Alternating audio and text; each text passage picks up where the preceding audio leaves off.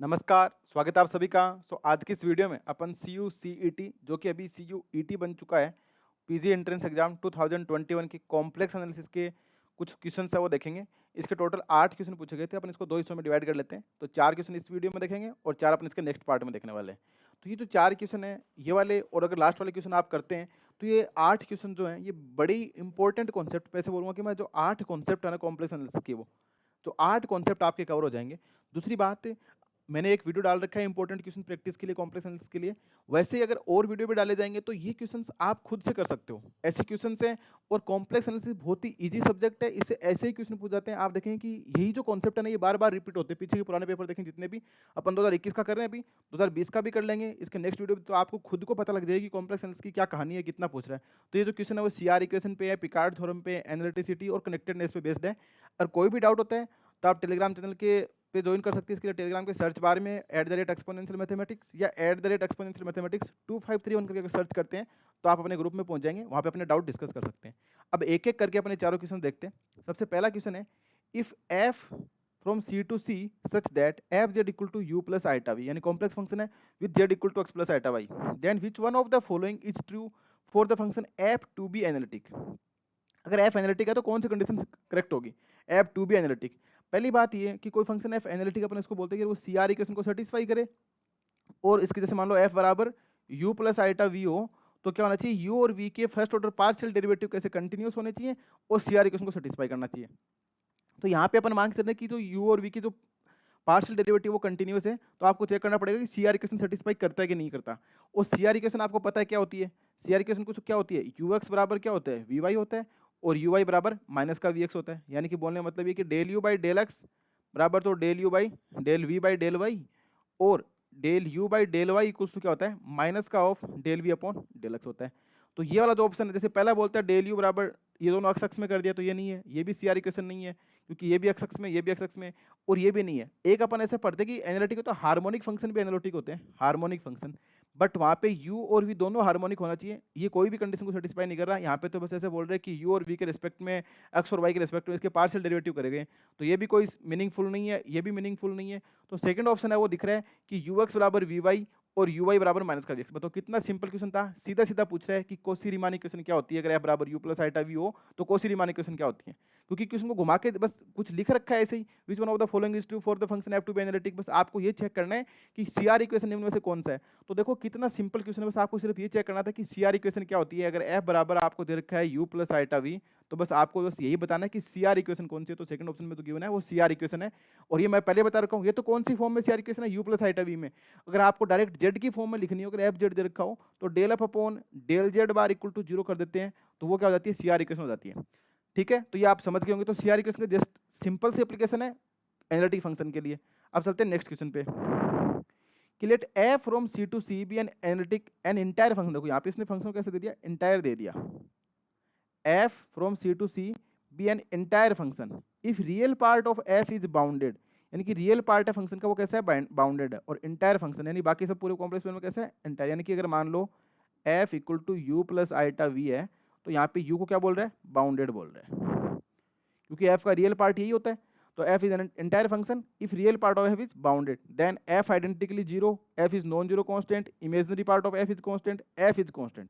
तो देखो सबसे इंपॉर्टेंट लाइन है यहाँ पे इंटायर फंक्शन। इंटायर बोलने का मतलब कि पूरे कॉम्प्लेक्स प्लेन C पे फंक्शन कैसा है, एनालिटिक है, कोई भी सिंगुलरिटी नहीं है, कोई भी दिक्कत नहीं है, सब जगह फंक्शन कैसा है, एनालिटिक है। तो यानी कि पूरे कॉम्प्लेक्स प्लेन में फंक्शन एनालिटिक है। तो एक पिकार्ड थ्योरम होती है, वो एक स्टेटमेंट बोलती है फॉर एंटायर फंक्शन के लिए वैलिड है। क्या बोलती है पिकार्ड थ्योरम, कि a non constant entire function can omit at most one complex number. यानी कि पूरे कॉम्प्लेक्स प्लेन में अगर उस फंक्शन की इमेज देखेंगे तो सिर्फ एक पॉइंट को छोड़ सकते हैं, बाकी पूरे पे कॉम्प्लेक्स प्लेन आएगा, कोई फंक्शन आएगा, सिर्फ एक पॉइंट को अपन छोड़ सकते हैं। जैसे मान लो e की पावर z है, कैसा है, नॉन कांस्टेंट एंटायर फंक्शन है, पर अपन को पता है कि e की पावर z कभी भी जीरो नहीं होती, तो सिर्फ इसने एक पॉइंट को ओमिट करा, इस पॉइंट को नहीं लिया। तो इसका मतलब a non constant entire function, और अपन को पता है कि नॉन कांस्टेंट कांस्टेंट नहीं है। पर अगर कोई फंक्शन ऐसा है जो एंटायर भी है और मोर देन वन पॉइंट को अगर वो छोड़ रहा है, इसका मतलब फंक्शन कैसा होगा, कांस्टेंट होगा। ठीक है, तो अब यहाँ पे अपन को दे रखा है कि u कैसा है, ये जो फंक्शन f है वो C टू C भी एंटायर फंक्शन, और रियल पार्ट फंक्शन कैसा है, बाउंडेड, यानी कि u बाउंडेड है। इसका मतलब क्या हुआ, u बाउंडेड बोलने मतलब ऐसा हो गया कि u की वैल्यू जो कुछ इस प्रकार से आएगी, जैसे मानो, यानी कि ये कुछ इस यहीं तक की वैल्यू लेगा, वी के बारे में कुछ नहीं बोला है कि यू बाउंडेड है, यानी एफ बराबर यू प्लस आइटा वी है और यू बाउंडेड है। तो यू बाउंडेड इसका मतलब सिर्फ और सिर्फ यही पॉइंट ले रहा है वो, बाकी सारी वैल्यू तो इसने छोड़ दी, ये सब वैल्यू छोड़ दी। इसका मतलब इसने तो मोर देन 1 पॉइंट छोड़ दिया, और मोर देन 1 पॉइंट छोड़ते फंक्शन कैसा बन जाएगा, कांस्टेंट बन जाएगा। तो फोर्थ ऑप्शन करेक्ट हो जाएगा, फंक्शन कैसा होगा, कांस्टेंट होगा। क्यों होगा कांस्टेंट, इसका लॉजिक क्या लगा, लॉजिक लगा पिकार्ड थ्योरम। पिकार्ड थ्योरम क्या बोलती है, बस आपको ये स्टेटमेंट और एप्लीकेशन आनी चाहिए कि non constant entire function can omit at most one complex number, सिर्फ एक ही पॉइंट को पूरे कॉम्प्लेक्स प्लेन से स्किप कर सकते हैं। जबकि यहाँ पे देखेंगे कि आपकी एफ आपको दे रखा है जो रियल पार्ट ऑफ है बाउंडेड है, तो बाउंडेड होने का मतलब तो सिर्फ फाइनाइट वैल्यू ले पाएगा, या फाइनाइट नहीं बोल सकता मैं कि बाउंडेड रीजन की वैल्यू ले पाएगा, बाकी कोई भी वैल्यू नहीं ले पा रहा है ये। तो ये वाली इसने छोड़ दी, तो इसका मतलब फंक्शन को क्या होना पड़ेगा, कांस्टेंट होना पड़ेगा। अगर ये कांस्टेंट नहीं होता तो ये सारी वैल्यू ये अटेन करता है, पर इसने तो ये सारी वैल्यू छोड़ दी, इसका मतलब फंक्शन सिर्फ और सिर्फ कांस्टेंट ही होगा।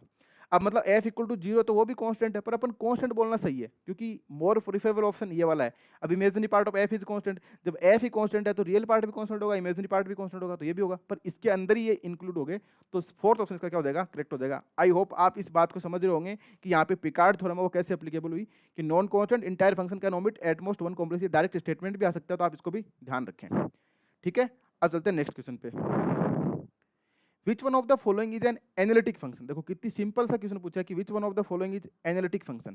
मैंने आपको बताया था एनालिटिक होने के सीआर इक्वेशन तो सेटिस्फाई होनी चाहिए और पार्शियल डेरिवेटिव कंटिन्यूस होनी चाहिए।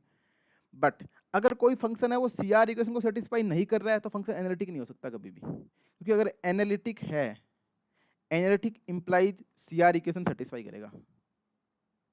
अगर कोई फंक्शन सीआर इक्वेशन को सेटिस्फाई नहीं कर रहा है तो वो एनालिटिक नहीं होगा। ठीक है, अगर एनालिटिक होता है तो सीआर इक्वेशन को सेटिस्फाई करता है, अगर एनालिटिक नहीं होता है तो इसको सेटिस्फाई नहीं करेगा। जैसे दूसरा ऑप्शन है जेड बार, पहला बोलता है रियल पार्ट ऑफ जेड यानी कि Z plus z bar by 2, अक्स की वैल्यू यही तो होती है, और वाई ये इमेजिनरी पार्ट ऑफ जेड यानी वाई इक्वल टू दे रखा है z minus Z bar by 2। मैंने आपको जेड की फॉर्म में सीआर इक्वेशन बता रखी है कि जो भी फंक्शन एफ जेड आपको दे रखा हो उसको जेड जेड बार की फॉर्म में लिख लो जैसे भी, और चेक कर लो del F upon del Z bar equal to 0 कर दो, तो वो सीआर इक्वेशन को सेटिस्फाई करता है। जैसे दूसरा ऑप्शन में लिखा है जेड बार, इसमें अगर आप del F upon del Z bar करोगे तो वैल्यू आएगी 1 which is not equal to 0, तो ये फंक्शन कभी भी एनालिटिक नहीं हो सकता। क्यों नहीं हो सकता, इसने सीआर इक्वेशन को सेटिस्फाई नहीं करा। जब सीआर इक्वेशन को सेटिस्फाई नहीं करेगा तो एनालिटिक हो ही नहीं सकता। थर्ड ऑप्शन दे रखा है आपको z plus z bar by 2, इसका अगर आप del F upon del Z bar करेंगे तो इसकी वैल्यू आएगी 1/2 which is not equal to 0, तो ये भी कभी एनालिटिक नहीं हो सकता। थर्ड ऑप्शन दे रखा है जेड माइनस का जेड बार बाई 2, तो del F upon del Z bar करेंगे तो यहाँ पे वैल्यू आएगी माइनस का 1/2 which is not equal to 0, तो ये फंक्शन भी एनालिटिक नहीं हो सकता। ये तीनों फंक्शन एनालिटिक नहीं हो सकते, इसका रीजन क्या है, क्योंकि ये सीआर इक्वेशन को सेटिस्फाई नहीं करते, क्योंकि कोई फंक्शन अगर एनालिटिक होता है तो वो सीआर इक्वेशन को सेटिस्फाई करता है। अब पहला ऑप्शन देखो, जेड दे रखा है, ये जेड है, जेड बराबर एक्स प्लस आइटा वाई है। ठीक है, इसमें कहीं कोई दिक्कत नहीं आ रही, पूरे कॉम्प्लेक्स प्लेन पे एनालिटिक है, इसको मैं बोल सकता हूँ कि पॉलिनोमियल फंक्शन है ये, एनालिटिक है, और इसको मैं इंटायर भी बोल सकता हूँ, ये पूरे कॉम्प्लेक्स प्लेन में एनालिटिक है। वैसे भी देख सकते हो अगर यहाँ पे आप del F upon del Z bar करते हैं, सपोज दैट मैंने बोला del F upon del Z bar करते हैं तो f z equal to z है, तो इस केस में अगर del F upon del Z bar करेंगे तो इक्वल टू 0 आएगा, भले ही आप जेड की वैल्यू कुछ भी रखो। तो यानी कि सीआर इक्वेशन को सेटिस्फाई करता है, पर सीआर इक्वेशन को सेटिस्फाई करता है कौशी रीमान इक्वेशन को, इसलिए अपन ये नहीं बोलते कि एनालिटिक होगा, क्योंकि साथ में और चीजें भी चेक करनी पड़ेगी। और जेड बराबर क्या है, एक्स प्लस आइटा वाई है, तो यानी कि u और v, तो u बराबर तो क्या है x है और v बराबर क्या है y है। सीआर इक्वेशन सेटिस्फाई करता है, u बराबर x है, v बराबर y है, तो इसके क्या होंगे फर्स्ट ऑर्डर पार्शियल डेरिवेटिव भी कंटिन्यूस हो जाएंगे, क्योंकि ux uy vx vy ये सब भी कंटिन्यूस है। इसका मतलब ये फंक्शन कैसा हो गया आपका एनालिटिक फंक्शन हो गया। अब आप देखेंगे कि जो z बराबर x माइनस आइटा वाई यानी कि z बार है, तो ये सीआर इक्वेशन को सेटिस्फाई नहीं कर रहा, जबकि इसके फर्स्ट ऑर्डर जो ux uy vx vy ये सब कंटिन्यूस है, पर ये सीआर को सेटिस्फाई नहीं कर रहा, तो इसलिए इसका कौन सा आंसर हो जाएगा, फर्स्ट ऑप्शन इसका क्या हो जाएगा, करेक्ट हो जाएगा। आप समझ पा रहे हैं फर्स्ट ऑप्शन जेड फंक्शन है वो एनालिटिक कैसे हुआ। वैसे आप सिंपल लॉजिक से देखेंगे आप जेड इक्वल टू जेड तो एनालिटिक होता ही है, बाकी ऑप्शन को चेक करने की भी जरूरत नहीं थी। तो आई होप आप ये 3 क्वेश्चन समझ पा रहे होंगे, सिंपल सीआर क्वेश्चन पे बेस्ड है। अब चलते हैं नेक्स्ट क्वेश्चन पे, इसमें थोड़ा सा ज्योमेट्री का यूज करना है। ये तो अगर आप कॉम्प्लेक्स एनालिसिस पढ़ते हैं तब भी आपके लिए, अगर नहीं पढ़ते तब भी आप कर सकते हैं। Which one of the following is correct. S1 एक सेट दे रखा है कि Z belong to C such that 1 less than mod Z less than 2 is connected. S2 दे रखा है Z belong to C mod Z less than 1 and Z minus का 2 less than 1 is connected. S3 दे रखा है Z belong to C imaginary part of Z greater than 1 is not connected, और S4 दे रखा है Z belong to C imaginary part of Z equal to 1 is not connected. पहला देखो कि ये एनुलस टाइप का नहीं दिख रहा कि 1 less than mod Z less than 2, यानी कि अगर इसको आप रियल लाइन पे ऐसे बनाएं भी तो 1 less than mod Z less than 2, यानी मोड Z इक्वल टू 1 होता तो यानी कि सेंटर मतलब जो सर्कल बनता है वो बोलता मोड Z इक्वल टू 1 उससे बड़ा, यानी कि ये कुछ इस प्रकार का सर्कल बन जाता है। पर अपन को कहाँ से ना मोड जेड ग्रेटर देन 1 चाहिए, इसके बाहर वाला रीजन चाहिए, और बाहर वाला रीजन कहाँ तक, मोड जेड लेस देन 2, यानी कि ये कुछ इस प्रकार का रीजन चाहिए आपको। तो अब इसमें दोनों में बाउंड्री शामिल नहीं है, पर ये बीच वाले पॉइंट तो क्या है, पूरे पूरे कनेक्टेड रीजन ही तो आ रहा है। ये तो बंदा फर्स्ट वाला।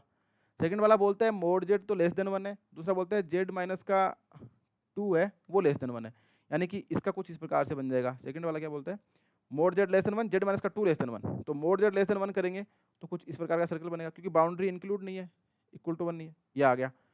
दूसरा बोलता है जेड माइनस का 2, यानी कि सेंटर विथ 2 रेडियस 1, तो यहाँ तो 1 आता है, यहाँ पे कहीं 2 आ जाएगा और रेडियस 1 है, तो इस बार भी ये भी क्या नहीं है, ओपन ही है, ये भी इंक्लूड नहीं है।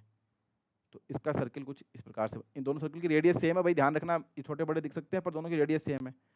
तीसरा वाला बोलता है imaginary part of Z greater than 1, यानी कि y greater than 1।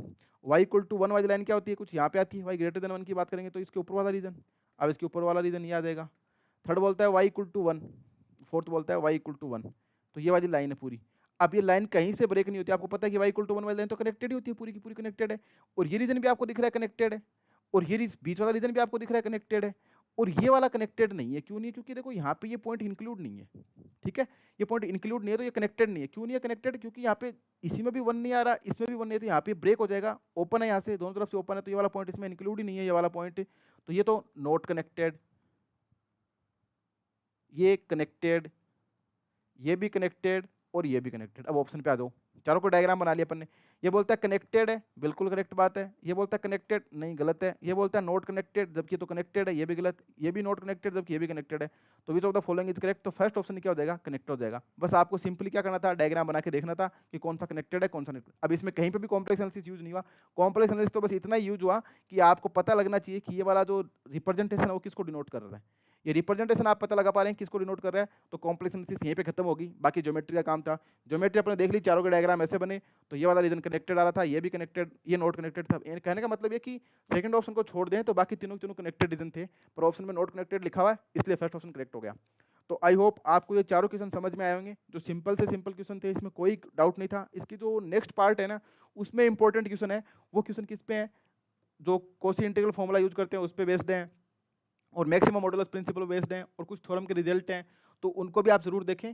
So I hope आपके लिए वीडियो हेल्पफुल रहा होगा, और कोई भी डाउट होता है तो आप कमेंट बॉक्स में जरूर पूछें। So thank you.